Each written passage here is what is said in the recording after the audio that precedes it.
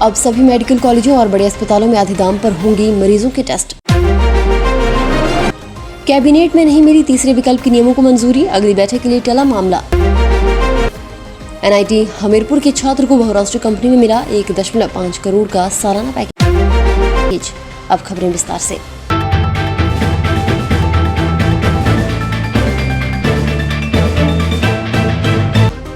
हिमाचल प्रदेश के मेडिकल कॉलेजों, जोनल और सिविल अस्पतालों में अब Messrs Krishna diagnostic private limited Pune आधी दरों पर मरीजों के टेस्ट करेगी।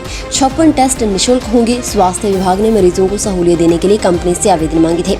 इसमें ये कंपनी L1 आई है। करीब 9 साल से प्रदेश के 24 स्वास्थ्य संस्थानों में मरीजों की टेस्ट करने वाली SRL लैब टेंडर से बाहर हो गई है। सोमवार को आयोजित मंत्रिमंडल की बैठक में इसे मंजूरी दी गई है। ये कंपनी 236 टेस्ट करेगी। इसमें 40 से 50% तक छूट रहेगी। हिमाचल प्रदेश में युवाओं को नशे की लत से छुटकारा दिलाने और तस्करी रोकने के लिए निदेशालय की स्थापना होगी। देश में ये पहला निदेशालय स्थापित होगा, जिलों में अलग अलग खुफिया सेल स्थापित किए जाएंगे जो नशा कारोबारियों पर नजर रखेंगे। राज्य मंत्रिमंडल ने सोमवार को हिमाचल प्रदेश में नशे की बुराई को समाप्त करने के उद्देश्य से एकीकृत ड्रग प्रिवेंशन नीति को स्वीकृति दी है। इस नीति का मकसद हिमाचल प्रदेश में नशीले पदार्थों की तस्करी, मादक द्रव्यों का दुरुपयोग, नशीले पदार्थों की खेती, उत्पादन और खपत की गंभीर समस्या को रोकना है। इसके अतिरिक्त इस नीति के अंतर्गत जब्ती के आंकड़े, संयुक्त दवा कानून प्रवर्तन, संचालन और संयुक्त पूछताछ केंद्र की स्थापना होगी।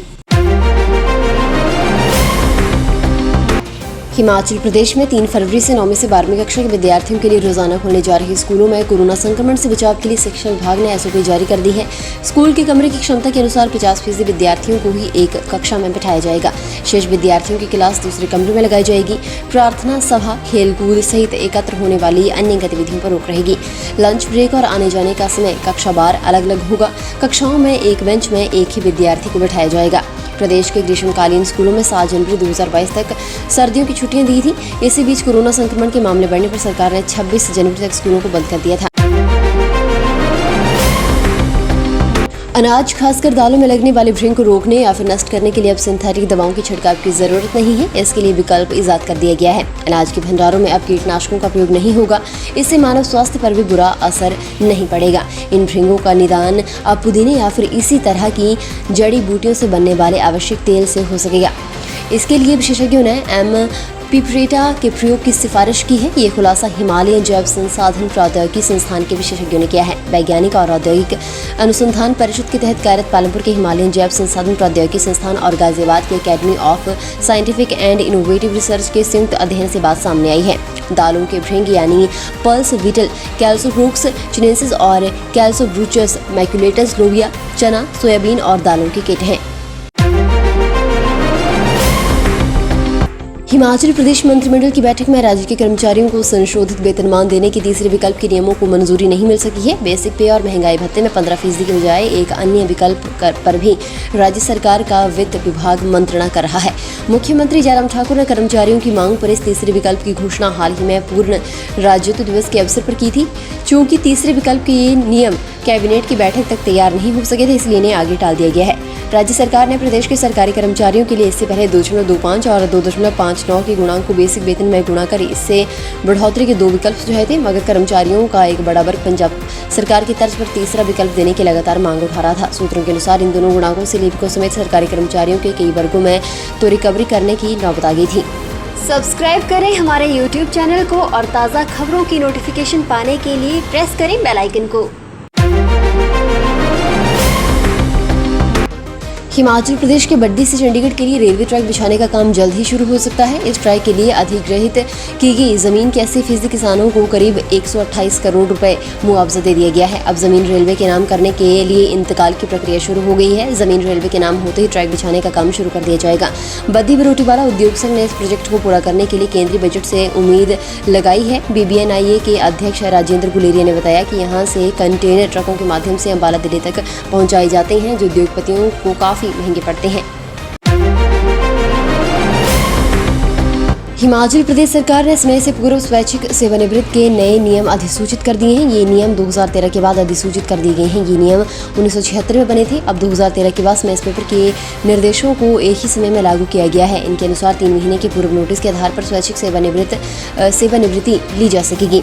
वहीं मुख्यमंत्री जयराम ठाकुर के प्रधान सचिव जेसी शर्मा सोमवार को सेवानिवृत्त हो गए हैं। अब सुभाशीष पांडा को इस पद का अतिरिक्त प्रभार वो दिया गया है। सेवानिवृत्ति के बाद जेसी शर्मा को मुख्यमंत्री जयराम ठाकुर प्रधान सलाहकार बनाने की तैयारी है। इससे पूर्व वीरभद्र सरकार में तत्कालीन प्रधान सचिव मुख्यमंत्री रहे टीजी नेगी को भी मुख्यमंत्री का प्रधान सलाहकार बनाया गया था। हिमाचल प्रदेश के एनआईटी हमीरपुर के विद्यार्थियों ने कोरोना महामारी के बावजूद बहुराष्ट्रीय कंपनियों में 1 करोड़ से 1.25 करोड़ तक का पैकेज हासिल कर संस्थान का नाम रोशन किया है। बीटेक के अंतिम वर्ष कंप्यूटर विज्ञान और इंजीनियरिंग के छात्र नीरव गनाटे को अमेजन लग्जमबर्ग ने ऑफ कैंपस प्लेसमेंट के माध्यम से 1.5 करोड़ रुपए के सालाना सैलरी पैकेज की पेशकश की है। कुल मिलाकर एनआईटी हमीरपुर के 6 विद्यार्थियों ने प्रतिष्ठित अंतर्राष्ट्रीय कंपनियों के साथ 1 करोड़ से अधिक के पैकेज हासिल करके गौरव हासिल किया है।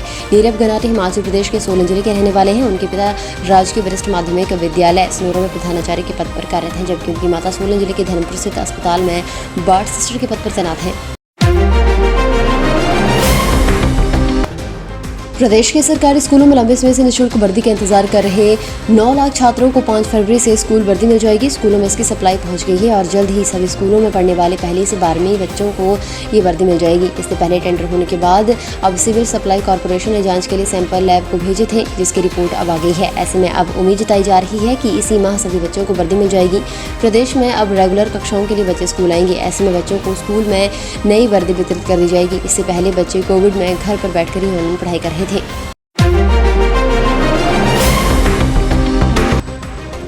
जहरीली शराब के मामलों में 4 आरोपियों की पुलिस रिमांड अदालत ने 2 फरवरी तक बढ़ा दी है। 2 को न्यायिक हिरासत में भेज दिया गया है। 15 में से 6 आरोपितों की पुलिस रिमांड 31 तक थी। सोमवार को सभी को सुंदरनगर अदालत में पेश किया गया। तो वहीं 9 आरोपी पहले ही न्यायिक हिरासत में भेजे जा चुके हैं। जहरीली शराब मामले में चल रही जांच की समीक्षा के लिए सोमवार को डीजीपी संजय कुंडू सुंदरनगर पहुंचे। उन्होंने आरोपितों से पूछताछ भी की। डीआईजी मधुसूदन और एसपी शालिनी अग्निहोत्री भी इस दौरान मौजूद रहीं। वहीं मध्य प्रदेश में गिरफ्तार 4 और आरोपितों को पुलिस सुंदरनगर ला रही है। इनमें शराब कांड का आरोपी गुरुदेव सिंह निवासी थाना नैना देवी जिला बिलासपुर, 24 साल का राकेश निवासी ऊना, वीरेंद्र बिलासपुर और अनिल कांगड़ा शामिल हैं। फिलहाल के लिए बस इतना ही। और बड़ी खबरों के लिए बने रहिए न्यूज़ सुपर भारत के साथ।